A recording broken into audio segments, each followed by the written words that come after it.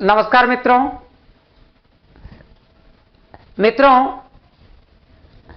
वैसे आप सभी को विदित हो चुका है कि अपने राजस्थान में हमारे आदरणीय मुख्यमंत्री महोदय जी के आदेश अनुसार रीट 2022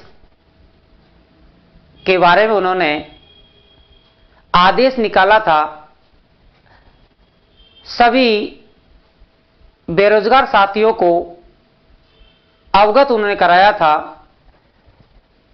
कि 2022 रीट भर्ती परीक्षा अति शीघ्र ही आने वाली है। तो मित्रों, ये आप सभी के लिए एक खुशखबरी है और खुशखबरी के साथ साथ आप सभी ये जान रहे होंगे कि रीट परीक्षा का आदेश उन्होंने निकाला है। अभी सेकंड ग्रेड भर्ती का कुछ हुआ नहीं, फर्स्ट ग्रेड भर्ती का कुछ हुआ नहीं। तो मित्रों, जो परीक्षा पहले आपको लग रही है कि इस भर्ती की परीक्षा पहले आ सकती है, उसकी तैयारी में आपको लगना होगा। तो देखिए मित्रों, रीट 2022 की जो परीक्षा होगी, उन्होंने तारीख भी निर्धारित कर रखी है कि 14-15 मई को आपकी परीक्षा ली जाएगी, रीट भर्ती परीक्षा 2022 की। तो मित्रों, इसको आप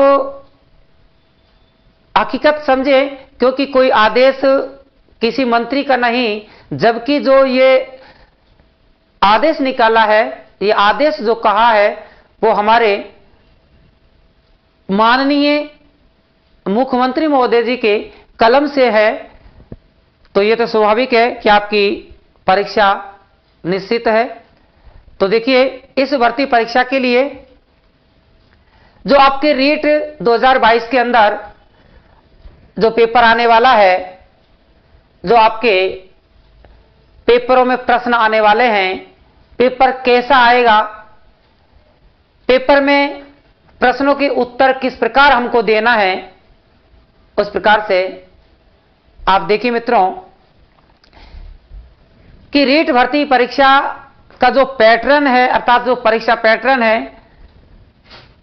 परीक्षा में किस प्रकार का, किस आधार का आपसे प्रश्न पूछेगा, किस प्रकरण में से कितने प्रश्न आपसे पूछने वाला है, तो उसके बारे में भी आप समझे मित्रों। तो मैं आपको अवगत कराता हूं मित्रों। देखिएगा कि जब आपके रीट भर्ती परीक्षा की अपन बात करते हैं, तो देखिए मित्रों,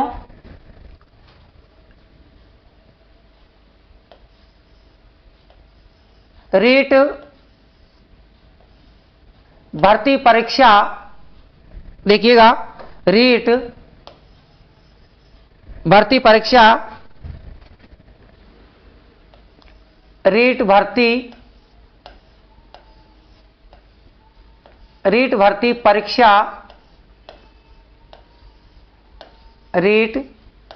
परीक्षा, रीट भर्ती परीक्षा 2022।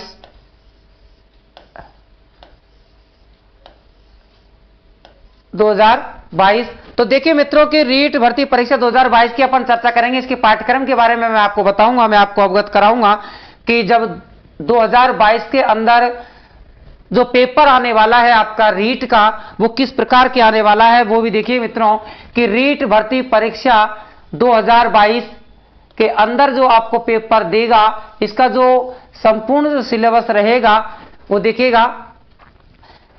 देखिए मित्रों, रीट के अंदर जो पेपर में प्रश्न आने वाले होते हैं, वो आपके 150 प्रश्न होते हैं और 150 प्रश्नों में से संस्कृत के कितने प्रश्न आएंगे, कितने इसके भाग रहेंगे, किस टॉपिक में से कितने प्रश्न पूछेगा, उसकी चर्चा मैं आपसे करूंगा।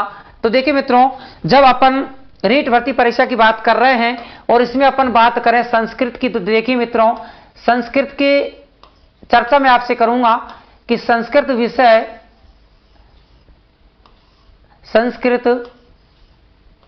विषय जिसको अपन भाषा प्रथम और भाषा सेकंड दोनों में अपने स्तर पर अपन ले सकते हैं कि भाषा प्रथम में अपन संस्कृत ले या हिंदी ले, और भाषा द्वितीय में अपन संस्कृत ले या हिंदी ले, ये अपने ऊपर होता है, ऐसी कोई खास बात नहीं है। तो देखिएगा संस्कृत की अपन बात करें, रीट संस्कृत की अपन बात करें तो मित्रों इसके आपके जो प्रश्न आने वाले हैं वो आपके 30 प्रश्न आएंगे, और 30 प्रश्न जो आएंगे वो कहां से आएंगे, तो देखिए मित्रों वो प्रश्न मैं आपको बता रहा हूं कि जब अपन रीट की तैयारी करते हैं तो मित्रों देखिएगा जब आपके रीट से जो प्रश्न पूछेगा, संस्कृत से जो प्रश्न पूछेगा, रीट के अंदर जो प्रश्न पूछेगा, वो देखिए मित्रों आपका जो टॉपिक रहेगा, इधर से व्याकरण की अपन बात करते हैं तो व्याकरण में से जो प्रश्न पूछेगा, व्याकरण में से प्रश्न पूछेगा वो कितने प्रश्न पूछेगा। इधर से अपन शिक्षण विधि की अपन बात करें,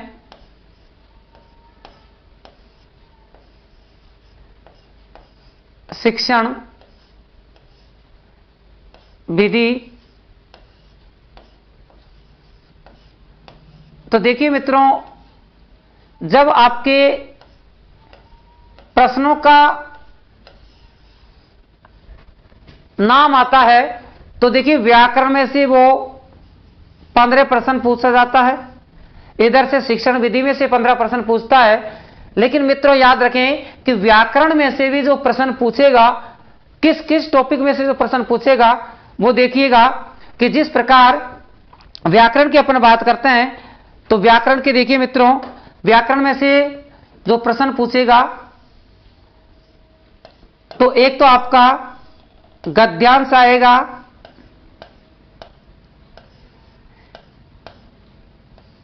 इसमें से, और एक आपका इधर से देखिएगा एक गद्यांश और एक आपका पद्यांश।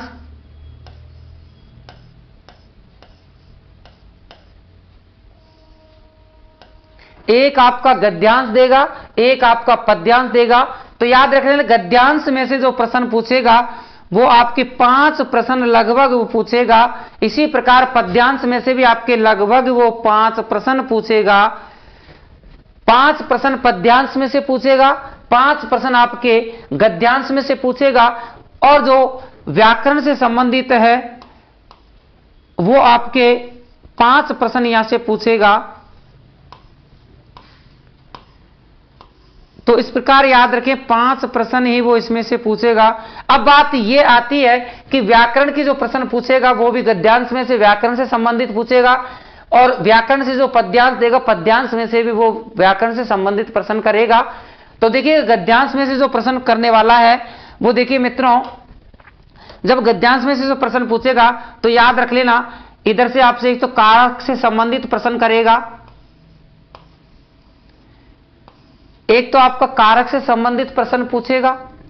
दूसरी बात अपन करते हैं इधर से देखिएगा आपके प्रश्न निर्माण से संबंधित प्रश्न करेगा, प्रश्न निर्माण से संबंधित प्रश्न, प्रश्न निर्माण से संबंधित, प्रश्न निर्माण से संबंधित प्रश्न करेगा। अगर आगे अपन बात करें तो इसी गद्यांश में से शुद्धिकरण के प्रश्न भी वो देगा, शुद्धिकरण भी प्रश्न वो पूछेगा, शुद्ध अशुद्ध जिसको अपन कहते हैं, शुद्ध वाले प्रश्न भी वो पूछेगा। वाच्य परिवर्तन के प्रश्न पूछेगा, वाच्य परिवर्तन, वाच्य परिवर्तन के प्रश्न वो पूछेगा। तो इस प्रकार से याद रखें कि गद्यांश में से जो प्रश्न पूछने वाला है वो देखिएगा कारक से संबंधित प्रश्न करेगा, प्रश्न निर्माण से संबंधित प्रश्न करेगा, वाच्य परिवर्तन से संबंधित प्रश्न करेगा, और एक प्रश्न मान के चलते हैं जो प्रत्यय वाले जो प्रश्न है वो यहां से इधर से उठाता है, तो प्रत्यय वाले जो संबंधित प्रश्न है वो भी आपको इधर से पूछेगा। आगे अपन बात करें शुद्ध अशुद्ध वाक्य, ये शुद्ध शुद्ध अशुद्ध, शुद्ध अशुद्ध से संबंधित जो वाक्य पूछेगा, शुद्ध अशुद्ध वाक्य वो भी है यहां इधर से पूछेगा। शुद्ध अशुद्ध वाक्य, तो याद रखें मित्रों, शुद्ध अशुद्ध वाक्य जो पूछेगा वो इधर से पूछेगा आपके गद्यांश में से। अब व्याकरण में से संबंधित जो प्रश्न करेगा, याद रख लेना, एक बार पुनः देखिएगा कि गद्यांश में से जो प्रश्न पूछेगा कारक से संबंधित पूछेगा, प्रश्न निर्माण से संबंधित पूछेगा, वाच्य परिवर्तन संबंधित पूछेगा, प्रत्यय से रिलेटिव प्रश्न यहां से पूछेगा, और शुद्ध अशुद्ध जो वाक्य है वो भी प्रश्न इधर से पूछेगा। अगर अपन व्याकरण की बात करें कि व्याकरण में से आपके रीट में कितने प्रश्न आने वाले हैं, कितने प्रश्न वो पूछेगा, तो देखिए मित्रों, जब आपके व्याकरण में से प्रश्न पूछेगा तो देखिए मित्रों, आपके पहले वो वर्णों में से प्रश्न उठाएगा, वर्णों में से प्रश्न उठाएगा। वर्णों में से प्रश्न उठाने के बाद में वर्ण आपको पढ़ना है, वर्ण अर्थात वर्णों से प्रश्न उठाएगा। अगर अपन बात करें वर्णों के बाद में, तो देखिए आपका उच्चारण स्थान में से भी प्रश्न उठाएगा। उच्चारण, उच्चारण स्थान में से प्रश्न पूछेगा, उच्चारण स्थान में से प्रश्न पूछेगा। अगर अपन आगे बात करें तो वर्णों के बाद में उच्चारण स्थान, उच्चारण स्थान के बाद में वो प्रश्न पूछेगा आपसे प्रयत्न के बारे में प्रश्न पूछेगा, प्रयत्न भी इधर से पूछेगा। और प्रयत्न के बाद में अपन बात करें तो आपके प्रयत्न के बाद में माहेश्वरी सूत्रों से वो प्रश्न उठाएगा। माहेश्वरी, माहेश्वरी सूत्रों से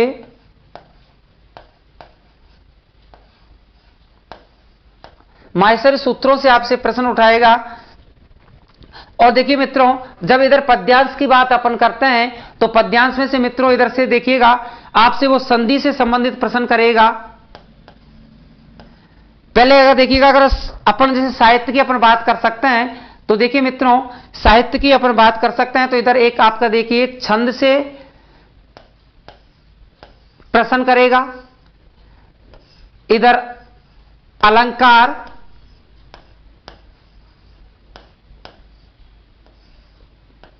अलंकार से संबंधित भी प्रश्न आपसे पूछेगा। पद्यांश में से छंद पूछेगा, कोई सी जैसे श्लोक दे दिया तो श्लोक में पूछेगा इस श्लोक में कौन सा छंद है, या छंद से रिलेटिव जो प्रश्न करेगा कि इस छंद में कितने वर्ण होते हैं, या वर्णिक छंद है या मात्रिक छंद है, तो छंदों से संबंधित एक प्रश्न आपसे पूछेगा। इसी प्रकार जो आपके लेवल 2 है उसमें आपके अलंकार भी है, तो अलंकार का प्रश्न भी वो पद्यांश में से पूछेगा। तो इस प्रकार से याद रखें। इसके बाद में अगर जो संधि का प्रश्न पूछेगा वो भी इधर से पूछेगा, तो इस प्रकार से वो संधि वाला प्रश्न भी इधर से, जो आपका समास का जो प्रश्न है वो भी इधर से पूछेगा।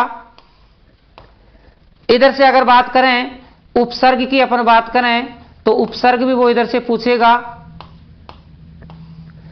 अगर उपसर्ग के बाद में अपन अव्यय की बात करें तो आपका अव्यय भी इधर से मिलेगा। तो इस प्रकार व्याकरण से संबंधित जो टॉपिक है वो गद्यांश में से तो कौन सा पूछेगा, पद्यांश में से कौन से प्रश्न पूछेगा, तो वो आप याद रखें कि व्याकरण से उसको 15 प्रश्न पूछने हैं। तो 15 प्रश्नों को उसने 3 भागों में बांटा है। पहला आपका गद्यांश, फिर दूसरा आपका व्याकरण और तीसरा आपका पद्यांश।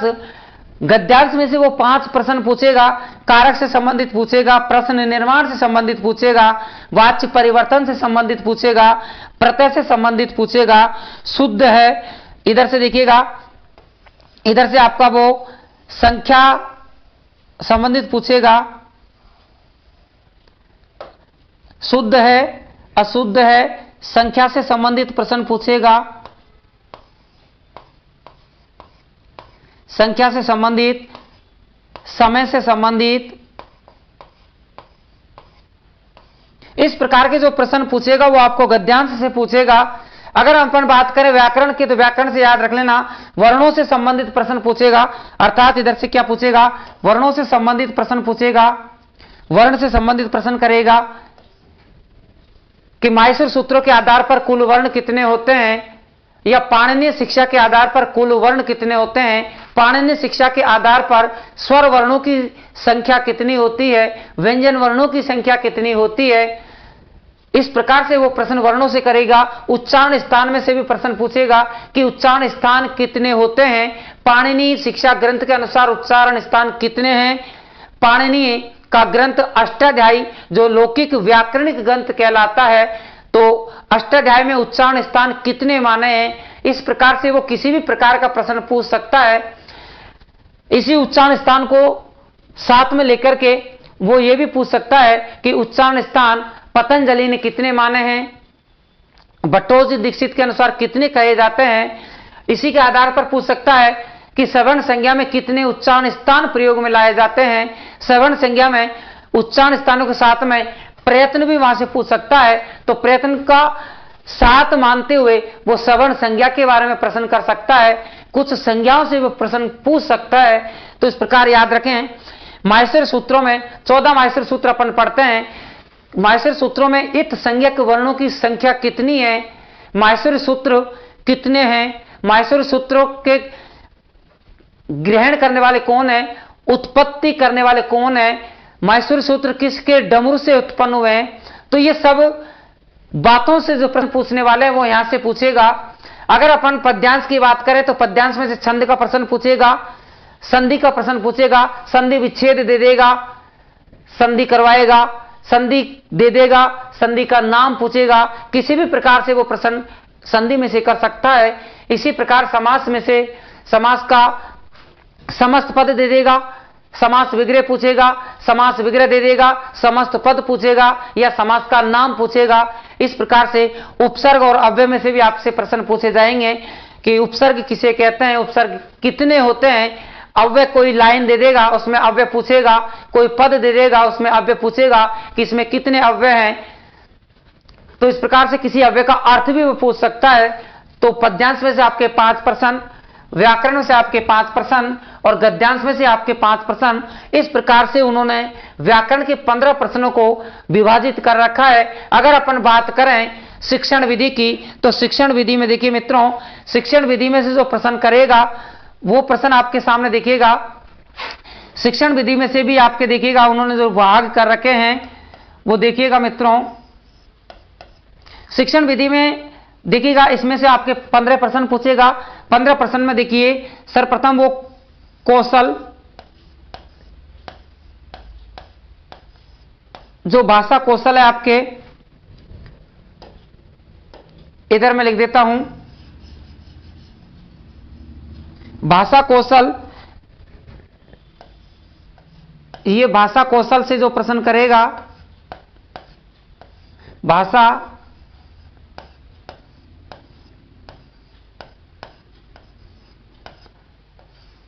कौशल में से जो प्रश्न करेगा, याद रखें मित्रों, तो भाषा कौशलों में से जो प्रश्न करेगा वो 1 या 2 प्रश्न आपसे पूछेगा। 1 और अधिकतम 2 प्रश्न आपसे पूछेगा। अगर अपन बात करें आगे तो देखिए मित्रों वो विधि से प्रश्न पूछेगा, विधियां,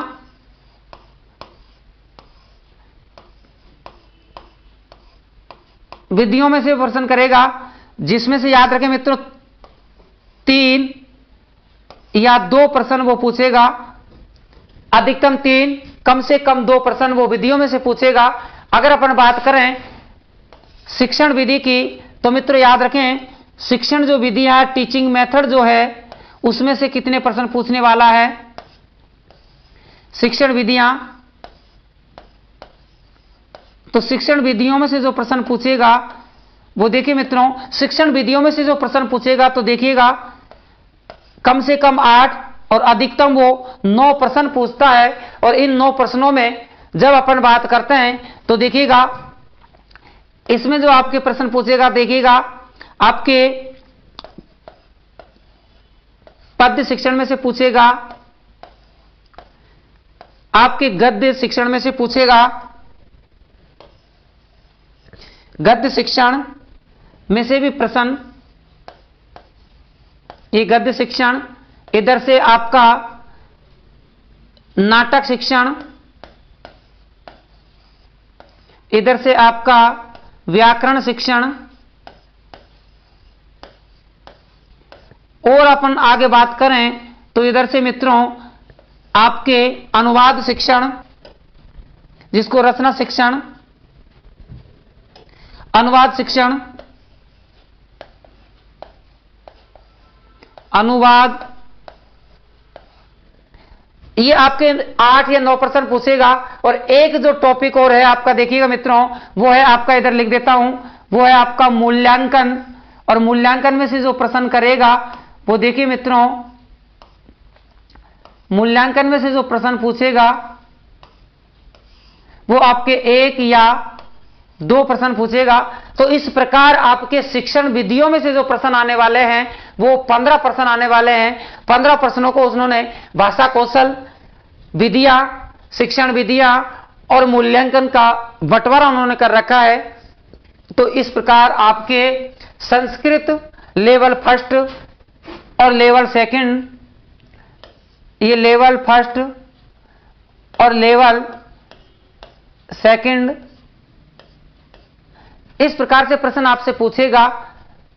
संस्कृत में से 30 प्रश्न आपके आएंगे। एक बार पुनः देखिएगा कि जब संस्कृत में से 30 प्रश्न रीट के अंदर देगा, लेवल फर्स्ट में, लेवल सेकंड में 30 प्रश्न आते हैं। 30 प्रश्नों को उन्होंने विभाजित कर रखा है कि व्याकरण से 15 प्रश्न और शिक्षण विधि से 15 प्रश्न। व्याकरण का भी उन्होंने विभाजित कर रखा है। व्याकरण के जो प्रश्न आएंगे वो कहां से आएंगे, कैसे आएंगे, वो देखिएगा कि गद्यांश में से 5 प्रश्न, व्याकरण में से 5 प्रश्न और पद्यांश में से भी 5 प्रश्न आने वाले हैं। इसी प्रकार शिक्षण विधियों की अपन बात करें तो शिक्षण विधियों में से भाषा कौशल से 1 या 2 प्रश्न, विधियों में से जो प्रश्न आएंगे वो 2 या 3 प्रश्न, और शिक्षण विधियों में से जो प्रश्न आएंगे, विधियों में से मित्रों नवीन विधि, प्राचीन विधि, नवीनतम उपागम, इस प्रकार से प्रश्न वो वहां से पूछ सकता है। अगर शिक्षण विधियों की अपन बात करें तो पद शिक्षण, गद्य शिक्षण, नाटक शिक्षण, व्याकरण शिक्षण, अनुवाद शिक्षण, इनमें से जो प्रश्न पूछेगा वो प्रश्नों की संख्या आपकी 8 या 9 रहेगी। और अंतिम है मूल्यांकन, और मूल्यांकन में से जो प्रश्न करेगा वो प्रश्न है आपके 1 या 2 प्रश्न। तो इस प्रकार आपके रीट के अंदर वो प्रश्न पूछने वाला है। तो मित्रों याद रखें कि रीट परीक्षा 2022 के अंदर आपको तैयारी करनी है, और अभी से ही तैयारी आप करेंगे तो मित्रों सफलता अवश्य मिलेगी। कई बच्चे सोचते हैं कि अभी तो विज्ञप्ति आई नहीं। याद रखें मित्रों, जब अपन जानते हैं कि विज्ञप्ति कब आएगी कब नहीं आएगी, तो ये भी आप याद रखें, कभी भी विज्ञप्ति निकल सकती है। ये राजस्थान है, तो इस प्रकार आप समझें कि विज्ञप्ति का इंतजार न करें, आपको परीक्षा की तैयारी जारी रखनी है। और आज ही से ही परीक्षा निश्चित रूप से तैयारी जारी रखें। और लगता है कि परीक्षा मई में होना संभव है, क्योंकि उन्होंने सोच समझकर ही कहा होगा। तो इसलिए अपन कह सकते हैं कि हमारे आदरणीय मुख्यमंत्री जी ने कहा था तो वो राइट ही है। तो इस प्रकार याद रखें। तो इसी के साथ मिलते हैं अगली वीडियो में। नमस्कार, जय हिंद, जय भारत।